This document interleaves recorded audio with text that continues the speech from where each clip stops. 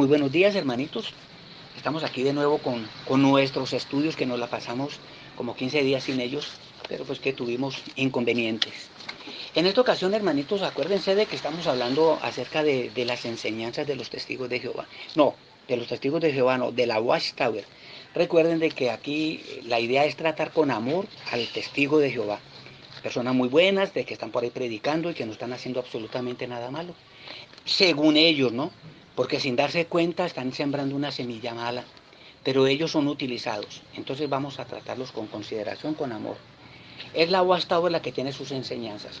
En el día de hoy yo quiero que hablemos de algo que para ellos es fundamental. Se llama el Armagedón. Yo sé que son muchos de ustedes, los de ustedes, de que han escuchado hablar del Armagedón. Y siempre que oyen hablar del Armagedón, están oyendo a los testigos de Jehová. No están escuchando a nadie más porque nadie más anda con esa enseñanza. La pregunta es, ¿qué es Armagedón? ¿Por qué enseñan ellos Armagedón? Yo quiero aclararles algo, miren. Para los testigos de Jehová, el infierno no existe. El infierno es una invención de la Iglesia Católica. De hecho, en la Biblia de ellos desaparecieron la palabra infierno, como otras palabras que en otras ocasiones ya les he mostrado, ¿no? En la Biblia de ellos no aparece la palabra infierno, pero la reemplazan por otras palabras como gehenna, como tártaro, que les vamos a leer más adelante un versículo que habla del tártaro, ¿cierto? Para esconder la palabra infierno, para negar el infierno. ¿Por qué niegan ellos el infierno? Porque ellos dicen que cuando uno se muere, pues simplemente se va a la tumba y ya, no pasó nada más. Porque según dice la Biblia en Romanos 6:23, ese es uno de los textos básicos de ellos para negar que hay un infierno.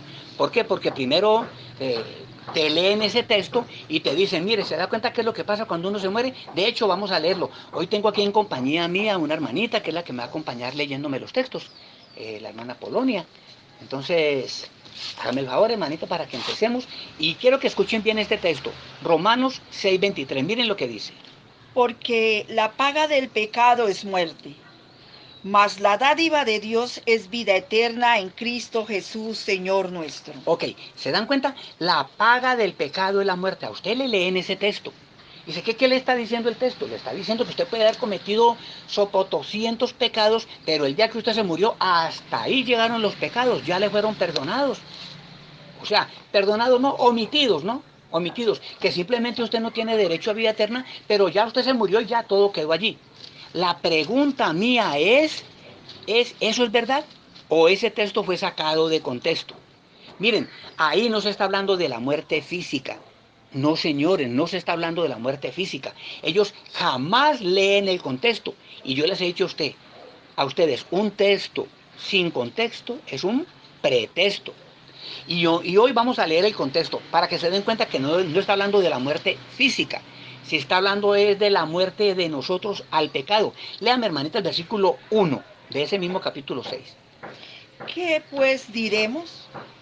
¿Perseveraremos en el pecado para que la gracia abunde? En ninguna manera, porque los que hemos muerto al pecado, ¿cómo viviremos aún en él? Ahí está. Los que hemos muerto al pecado. O sea, vivos, nosotros para morir al pecado tenemos que estar vivos. Entonces aquí está hablando de la muerte al pecado. ¿Cómo lo corroboramos? Lean el versículo 3, háganme el favor, para que lo corroboremos. ¿O no sabéis que todos los que hemos sido bautizados en Cristo Jesús, hemos sido bautizados en su muerte? Miren eso. Nosotros en el bautismo fuimos bautizados en la muerte de Jesús. ¿Qué está diciendo? Con la muerte de Jesús ya nosotros tenemos ese derecho al perdón al pecado. Eso es morir nosotros al pecado. No está hablando de muerte física. El versículo 4, ¿qué dice? Porque somos sepultados juntamente con Él para muerte por el bautismo. Ahí está. A fin de que como Cristo resucitó de los muertos por la gloria del Padre, así también nosotros andemos en vida nueva. Miren, andemos en vida nueva. ¿Qué nos está diciendo? Que no estamos muertos. Estamos andando en vida nueva es porque estamos vivos. Pero ya morimos al pecado. O sea que el capítulo 6 del libro de los Romanos está hablando de la muerte al pecado, no de la muerte física. Los testigos de Jehová no te leen el contexto jamás. Y yo los invito a que terminen de leer todo el capítulo para que se den cuenta de que no habla de la muerte física como tal, sino de la muerte al pecado. Entonces, en ese texto se basan ellos para decir de que no hay infierno. ¿Por qué no hay infierno? Precisamente por eso, porque estamos ya muertos y aquí no pasa absolutamente nada. Les expongo. El señor Hitler, a Hitler se le acomodan un promedio de 60 millones de muertos. A Hitler.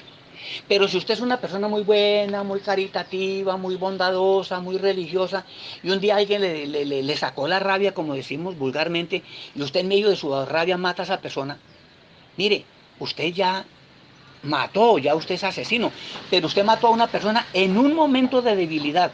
Yo le pregunto, ¿Dios le va a dar el mismo trato a usted que el trato que le da a Hitler con 60 millones de muertos? Eso es irrazonable, eso es ilógico. Ahí tiene que haber algo, una diferencia en cuanto al trato de para cada uno. Por eso hay un juicio. Y recuerden que para los testigos de Jehová tampoco hay juicio. Para ellos no hay ni juicio, no hay purgatorio, no hay infierno. Pero con eso lo que están es escondiendo la verdadera doctrina de Jesucristo. Entonces, miren, hay textos en la Biblia en los que nos muestran a nosotros de que nosotros no somos simplemente cuerpo, nosotros tenemos algo que sale de nosotros el día de la muerte. Eso lo desconocen ellos. Eclesiastés capítulo 12. Miren lo que dice Eclesiastés capítulo 12. Este texto no se lo leen a ustedes. Ellos le leen a ustedes, creo que es Eclesiastés 7:5, en donde dice de que el vivo está consciente de lo que tiene o de lo que es, pero que el muerto no está consciente de nada. Para otros textos sacados de contexto, pero desconocen este texto que lo tenemos en Eclesiastés capítulo 12, versículo 7. Miren lo que dice Eclesiastés 12:7. Y el polvo vuelva a la tierra como era, y el espíritu vuelva a Dios que lo dio. Exactamente. Entonces, ¿sale o no sale algo de nosotros? De nosotros sale algo que se llama el espíritu. ¿Qué es lo que realmente se muere? El cuerpo. ¿Y por qué lo traigo a colación? Porque cuando ellos dicen de que nuestro Dios, dice que el Dios de los católicos es malo porque pone a quemar a la gente eternamente, pues es falso porque allá donde tiene que ir aquel espíritu, no va con cuerpo.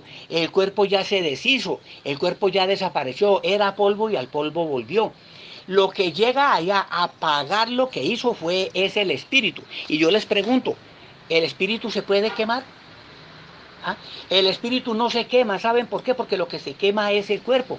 ¿Qué es lo que usted siente cuando mete el dedo en un fósforo encendido? Es su cuerpo el que se quema, es el cuerpo el que se quema. Y ya el cuerpo se quedó en la tumba, ya empezó a hacer polvo. Allá está ese el espíritu, el que no se quema, el que no tiene cuerpo, el que no siente hambre, no siente sed. El espíritu no siente nada de eso. Pero ese espíritu está cargando con la imperfección, con el pecado que se llevó de aquí de la tierra. ¿Sí me entienden? Él eternamente va a querer seguir pecando en eso mismo y no va a poder. Eso es el verdadero infierno. Se los expongo de otra manera. Usted encierra a una persona drogadicta, enciérrala sin droga 12 horas. Y es muy probable que esa persona hasta se suicide. ¿Por qué? Porque ese anhelo tan impresionante de consumir droga y no poder hacerlo, eso es exactamente lo que pasa con aquellos espíritus. Tienen aquel anhelo de hacer la maldad, pero no lo van a poder hacer. Punto. Porque para hacerlo necesitan el cuerpo y ya no tienen el cuerpo. Ya no lo tienen. Entonces, ese es un tormento eterno. Eso es un infierno. Eso es fuego que atormenta. El fuego aquí es en el sentido de tormento, pero en ese sentido. Ahora, la Watchtower esconde la palabra infierno en su Biblia, pero nosotros vamos a ver un texto con el cual ellos aceptaban hace muchos años el infierno sin darse cuenta que lo estaban aceptando. Yo en 1993 estudié una atalaya con ellos, hace muchos años. ¿Recuerdan que yo fui testigo de Jehová? Pues bien, miren, en aquel entonces en una atalaya se habló de aquellos ángeles. Ustedes recuerdan que cuando los ángeles tomaron cuerpos y tuvieron relaciones con las mujeres aquí en la tierra y tuvieron aquellos hijos que eran malos, los Nefilim, ¿recuerdan? Bueno, ¿qué dice Dios acerca de esos ángeles? Miren lo que dice en la Biblia de ellos, acerca de dónde están esos ángeles. Si buscamos segunda de Pedro, capítulo 2, versículo 4. Segunda de Pedro, capítulo 2, versículo 4. Lo vamos a leer, mire, vamos a leerlo primero que todo en la Reina Valera. Y luego lo leemos en la de ellos. Miren lo que dice la Reina Valera, y que eso lo dice cualquier Biblia católica también. Mírenlo cómo lo dice. Porque si Dios no perdonó a los ángeles que pecaron, sino que arrojándolos al infierno, los entregó a prisiones de oscuridad para ser reservados al juicio. Ahí está, ahí está. Miren lo que dice la Reina Valera, que es la mamá de los protestantes que yo les estoy diciendo. Mire, ahí dice que Dios los reservó, los metió en el infierno. Eso búsquenlo en cualquier Biblia y les va a decir exactamente lo mismo. El infierno. Pero lo mejor es lo como termina. Dice que los tiene reservados ¿para qué? Para juicio. Que los testigos, que la Watchtower enseña de que no va a haber un juicio. Y entonces, ¿qué hacen con ese texto que ellos lo estudiaron? Yo lo estudié en aquel entonces en una atalaya con ellos. Entonces, mire, sí, o sea, no entendíamos en aquel entonces que se hablaba del infierno, porque en la Biblia de ellos no dice infierno, y lo vamos a leer en la Biblia de ellos. Porque si Dios no perdonó a los ángeles que pecaron, sino que arrojándolos al cántaro, los entregó a prisiones de oscuridad para ser reservados al juicio. Ahí está. Miren cómo omitieron la palabra infierno y pusieron la palabra cántaro.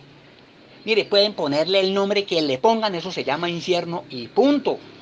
Esos ángeles, esos espíritus están allá reservados para el juicio y van a vivir eternamente en un infierno. ¿Por qué? Porque ellos, el anhelo de ellos era el sexo. Y por eso era tan brutal ese deseo que vinieron y poseyeron a mujeres. Es que era impresionante. Ahora ellos se van a basar eternamente con ese deseo pecaminoso sin poderlo consumar. Eso es el infierno, para que lo vayamos entendiendo. Ese es el infierno no católico. Ese es el infierno de la Biblia, que la Watchtower dice que es invento de la Iglesia Católica. Miren, brevemente, eso es más largo, pero brevemente hemos podido ver qué es realmente el infierno. ¿Bien?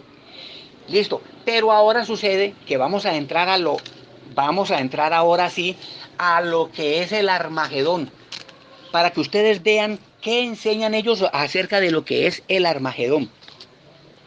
Miren, como primera medida, cuando usted empieza a estudiar la Biblia con los testigos de Jehová, ellos le van a hablar de Armagedón porque pues es tema, ¿no? Es tema común en ellos. ¿Y qué es el Armagedón? No, que la guerra de Dios, que bueno, que tal y vaina. Pues, ¿qué sucede?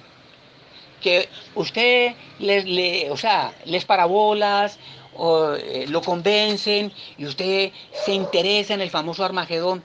Pero cuando ya usted tiene tiempo con ellos, cuando ya usted está metido hasta el cuello con ellos, ahí a usted le van a mostrar qué es el Armagedón y le van a mostrar qué ocurrirá en el Armagedón.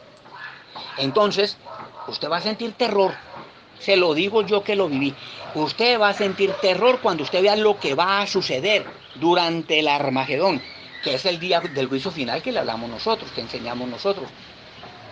Pero va a tener usted un problema gravísimo, y es que ya está metido allá. Y como ya está metido allá, usted va a decir, yo no me puedo ir de acá porque está la organización de Dios, y si me voy, me quedo en Armagedón. Ya le lavaron el cerebro. Y ya a usted le metieron entre ceja y ceja que usted no se puede ir de ahí, que usted no puede abandonar esa organización. Antes de que eso suceda, yo quiero mostrarles brevemente, perdón, qué es lo que va a pasar en el Armagedón según ellos. Existe un libro, se llamaba porque ya no lo utilizan, Apocalipsis, se acerca a su magnífica culminación, algo así es, ¿no? Un libro rojo para los que lo tienen y para los que no lo tienen, ojalá lo puedan conseguir y lo lean, porque ese libro lo estudiamos varias veces. Durante 3 o 4 años lo estudiamos ese libro. Y ahí, en ese estudio, sale lo que va a suceder en Armagedón, lo que le va a suceder a la humanidad en Armagedón, lo que ese Dios santo, bueno, de los testigos de Jehová le va a hacer a la humanidad lo que la humanidad va a tener que vivir. ¿Por qué? Por la venganza de ese Dios.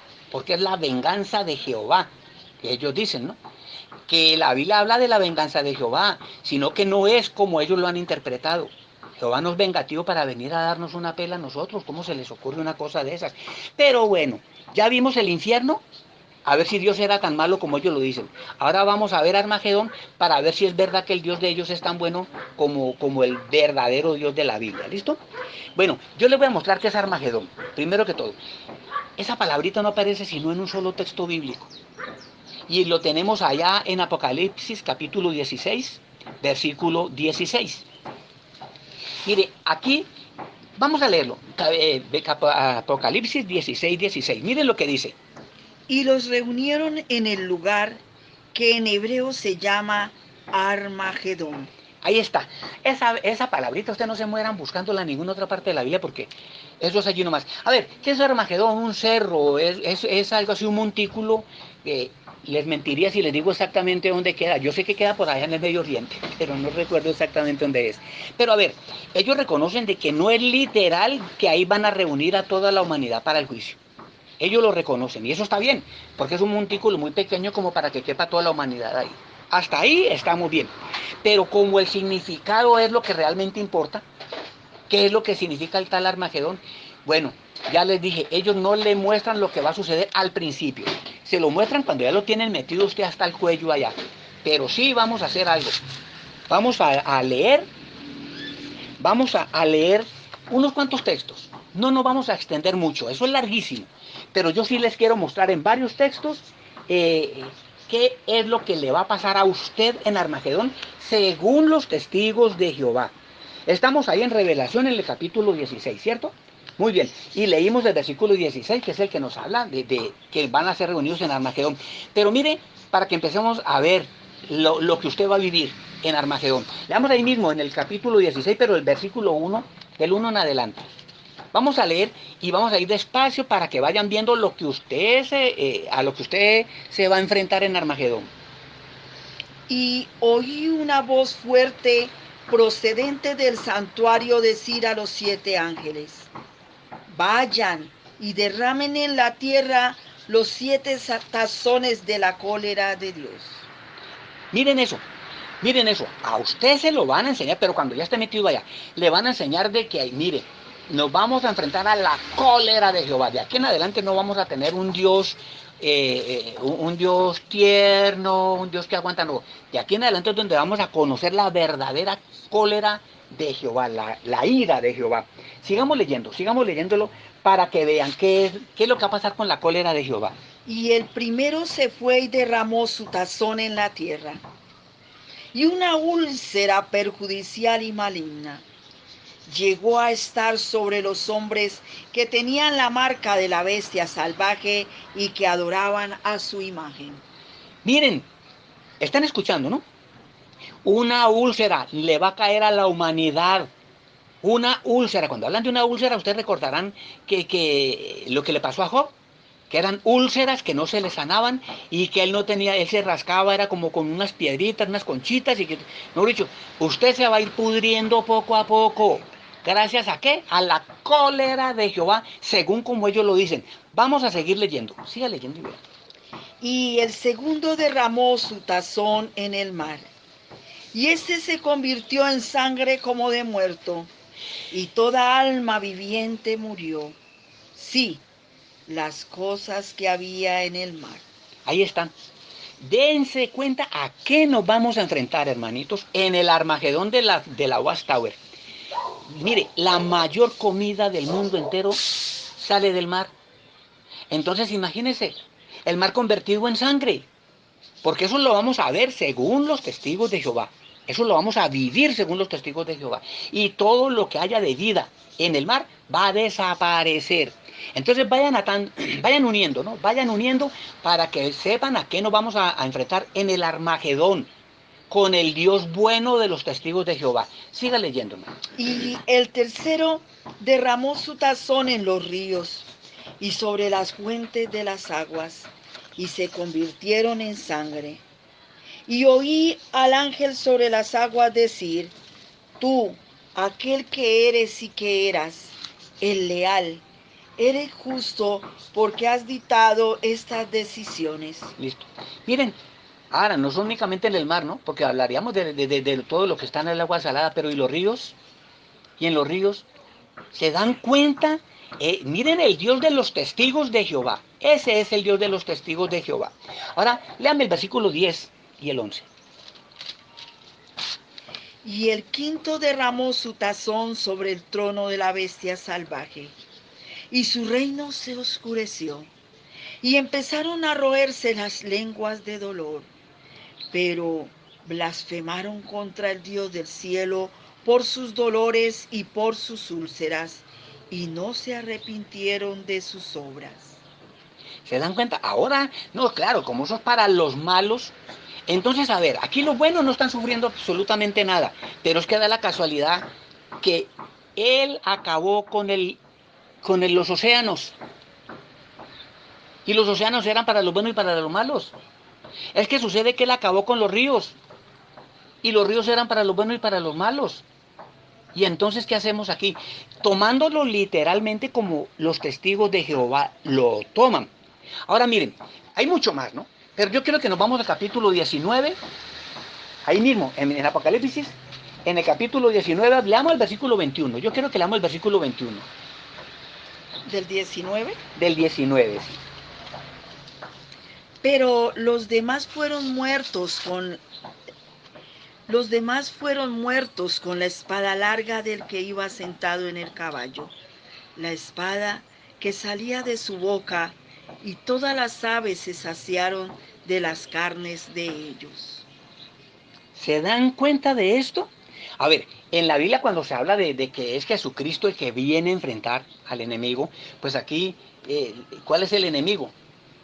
Porque dense cuenta de que hubo tantos muertos y ni siquiera hubo quien los enterrara ni nada. Fueron las aves de los cielos, fueron, bueno, las aves de rapiña, supongo yo, todas aquellas aves que se saciaron, que comieron hasta saciarse con todos los cadáveres de los que Jesucristo dejó tirados aquí en la tierra. Vayan analizando si eso es lo que hace un Jesucristo de amor. Pongan a un Jesucristo tierno, amoroso, puro, el que vino, y pónganlo peleando y matando gente y dejándola tirada en la calle. Véanlo y sean capaces de concebir eso. Hay mucho más en Apocalipsis, pero yo quiero que nos vayamos a otro libro. ¿Por qué? Porque vamos a hablar de algo que se llama el género apocalíptico, ¿cierto? Entonces, vamos a leer ahí en Ezequiel, eso es, Ezequiel, vámonos al capítulo 38. Miren, esto, yo me acuerdo que cuando yo lo estudié, yo tenía a mi hijo pequeño y mi hijo lloraba, porque él salía de noche y él miraba hacia el cielo y él lloraba, nada más por eso que se dijo allá que iba a pasar. Miren lo que dice Ezequiel capítulo 38, vamos a leer los versículos 22 y 23, perdón. Acuérdense, esto va a pasar en Armagedón, no lo olviden. Léalo, hermanita. Y ciertamente me pondré en juicio con él, con peste y con sangre, y un aguacero inundante y piedras de granizo, fuego y azufre haré llover sobre él y sobre sus partidas y sobre los muchos pueblos que estarán con él. Y ciertamente me engrandeceré y me santificaré y me daré a conocer delante de los ojos de muchas naciones, y tendrán que saber que yo soy Jehová. Imagínense el Jehová que ellos nos pintan acá. La Biblia lo dice. El problema es, ¿eso es literal o es simbólico? Es que ese es el problema. Pero según ellos, aquí habla otra vez de Dios vengarse de la gente con pestes, con un gran aguacero. Y mire, en aquel entonces yo recuerdo de que las famosas piedras de granizo de que hablaban, dicen de que esas piedras de granizo, según lo que investigaciones de equivalencias en cuanto a pesos, cada piedra de granizo pesaba 35 libras. Ustedes se imaginan una piedra de 35 libras viniendo de yo no sé cuántos miles de metros desde arriba, al que cojan lo desaparecen. Mi hijo lloraba con eso. Mi hijo lloraba con eso. Entonces, ese es el Dios amoroso y tierno del que hablan los testigos de Jehová. Entonces, vayan sacando cuentas, porque tienen que comparar ustedes el Dios de la Biblia, no el Dios católico, el Dios de la Biblia y el Dios de los testigos de Jehová. Dense cuenta si es verdad que ese Dios de ellos es de verdad un Dios amoroso y tierno.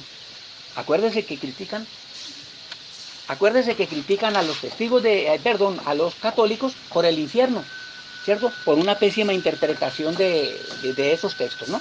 Ahora, yo quiero que leamos ahí en Joel, vámonos al libro de Joel y vamos a buscar el capítulo 3. Joel, yo quiero que veamos bien lo que va a suceder en Armagedón según los testigos de Jehová, ¿cierto? Bueno, la hermanita se me ha ido un momentico, yo voy a leer este texto. Joel capítulo 3 del 12 al 15. Yo quiero que leamos Joel 3 del 14 al 15. Miren lo que dice. Del 12, vamos a leer desde el 12. Dice, que las naciones sean despertadas y suban a la llanura baja de Jehoshaphat, porque allí me sentaré para juzgar a todas las naciones de en derredor. Mire el 13, metan una hoz, porque la mies ha madurado. Vengan, desciendan, porque el lagar se ha llenado. Las tinas del lagar realmente rebosan, porque la maldad de ellos se han hecho abundantes. Muchedumbres están en la llanura baja de la decisión, porque el día de Jehová está cerca en la llanura baja de la decisión. El sol y la luna mismos ciertamente se oscurecerán. Oigan eso, ciertamente se oscurecerán y las estrellas mismas realmente retirarán su resplandor. ¿Se dan cuenta? Por donde usted vea los textos, no hablan sino de destrucción, no hablan sino de cosas malas, de un Dios tierno y amoroso. ¿Ven? Entonces, vamos dándonos cuenta, vamos comparando el Dios de la Biblia, que es el católico, o el Dios de los testigos de Jehová, cuál es el bueno y cuál es el malo en realidad. Ahí, en el libro de Amós, para que cerremos por el día de hoy, Amós, está aquí, capítulo 9, ya lo vamos a buscar acá. En el capítulo 9 del 1 al 5, esto es especial, porque esto es de lo que más énfasis le ponen ellos. Amós, capítulo 9, versículos del 1 al 5. Vámonos despacio, léalo bien. Vi a Jehová apostado más arriba del altar y procedió a decir, hiere la cabeza de la columna, de modo que los umbrales se mesan, y córtalos por la cabeza a todos ellos. Sí, así. Y a la última parte de ellos los mataré con la espada misma. Ninguno de ellos que huya logrará escapar, y ninguno de ellos que escape logrará su fuga. Escuchen eso, escuchen eso. Ahora resulta que Dios no solamente va a matar a los que tiene ahí enfrente, sino que así usted corra, si usted se esconda, Dios lo va a perseguir. Miren ese Dios, el Dios de los testigos de Jehová. Miren ese Dios, que de hecho no es el bíblico. Ojo con eso, es que está mal interpretado. La Biblia no está diciendo que nuestro Dios sea así. Que Dios nos perdone, ¿cierto? Si vamos a pensar tal cosa. Pero miren, aquí tenemos un Dios que es tan vengativo, que así usted se esconda. Es más, lo vamos a seguir leyendo. Que vaya donde vaya, de allá lo va a sacar ese Dios. Sígalo leyendo, hermano. Y si cavan hasta dentro del Seol, de allí mi propia mano los tomará. Y si suben a los cielos, de allí los haré bajar. Miren a ese Dios amoroso, puro y tierno de los testigos de Jehová. ¿Ah? Así usted se meta en la propia tumba suya, pues de allá lo saca Dios. Imagínense, de allá lo saca. Y si usted tuviera cómo llegar al cielo, pues desde allá, de allá lo baja. Dense cuenta del tierno Dios de los testigos de Jehová. Y falta más. Siga leyéndolo, hermano. Y si se esconden en la cima del Carmelo, de allí los buscaré cuidadosamente y ciertamente los tomaré. Y si se ocultan de enfrente de mis ojos en el fondo del mar, Allá abajo daré orden a la serpiente y tendrá que morderlos. Imagínense eso. Vívanlo, porque según los testigos de Jehová, eso va a pasar. Usted no, mire, usted no va a tener dónde meterse. Si se va al cielo lo encuentran, si se mete en la tumba lo encuentran, si se mete en el fondo del océano, pues de allá lo sacan. Es decir, es un Dios que te persigue para torturarte. Ellos que condenan a lo que enseña la Iglesia Católica porque el fuego eterno es tortura eterna. ¿Qué es lo que hace el Dios de ellos? Un Dios que se divierte, que se entretiene torturando a la gente. Entonces, eso es tan irrazonable.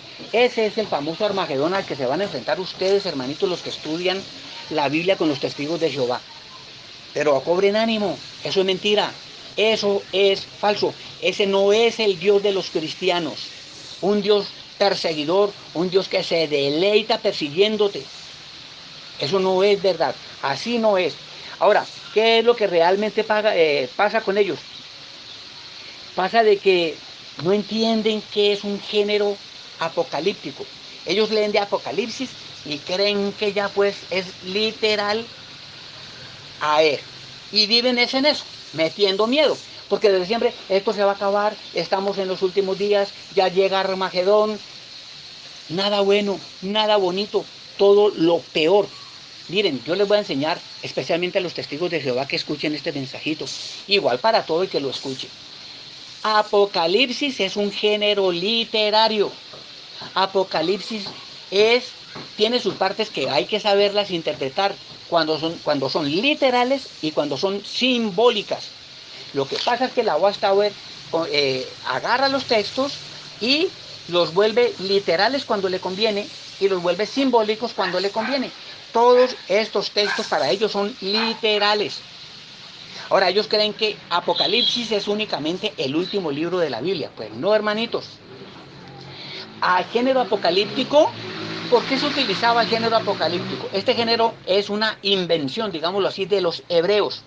Recordemos que el pueblo de Israel fue muy perseguido, muy perseguido. Y cada vez que los invadían, pues los saqueaban, y el templo siempre lo saquearon y toda esa cuestión.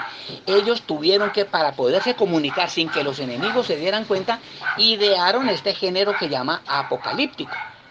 ¿Verdad? Se hablaban en términos, con señales, con cosas que los demás decían, ¿y eso qué pasa? Estos tipos están locos. No, ellos no estaban ningún locos, sino que entre ellos se comunicaban así. Y ese género apocalíptico no es únicamente ahí, en el Nuevo Testamento. No, eso viene de muchísimos años atrás. Porque si usted, mire, hemos leído en Ezequiel, ahí está el género apocalíptico de todo lo que va a pasar. Eso es género apocalíptico. Y si usted lee Ezequiel, Daniel, Jeremías, Isaías tiene una parte, todos los profetas menores tienen ese género apocalíptico, cosas que son brutales, que si las tomamos literalmente nos enloquecemos. De hecho hay gente que ha tomado eso literal, que ha empezado a leer eso literal y se han enloquecido. ¿Ven? Entonces, en síntesis, hermanito, para que lo entiendan es eso, ¿no? Todo lo que hemos leído, eso no es literal, eso es simbólico. Nuestro Dios, el verdadero Dios de los cristianos, es lindo, es bueno, es amor. Él no se va a deleitar persiguiéndonos, Él no se va a deleitar matándonos a poquitos como lo interpreta la Watchtower. De hecho, hay una guerra que es la del famoso Armagedón, y esa guerra no es contra nosotros así físicamente, no es físicamente, es contra el enemigo. Eso es lo que está ahí en Apocalipsis 12:7. En Apocalipsis 12:7, recordemos que es cuando dice que estalla guerra en el cielo y que Miguel y sus ángeles combatieron contra la gran serpiente, que es Satanás el diablo. Bueno, en eso se resume todo, es la pelea de Dios con Satanás, que es una pelea antiquísima y que llega a su final el día del juicio. Eso es lo que va a pasar. Hermanitos, que Dios me los bendiga, espero que esto sea de provecho para todos. Para el que está estudiando con los testigos de Jehová y sepa a qué se va a tener. Para los demás, para que no acepten, por favor, una enseñanza de esas que lo único que va a hacer es desviarlos del verdadero camino. Y para los testigos de Jehová, pues para decirles, hermanitos, que despierten, porque el final es verdad que está cerca, pero no es como lo dice la Watchtower. El final está cerca, pero es para enamorarnos del final, no para tenerle miedo a Dios. Que el Dios del cielo me los bendiga.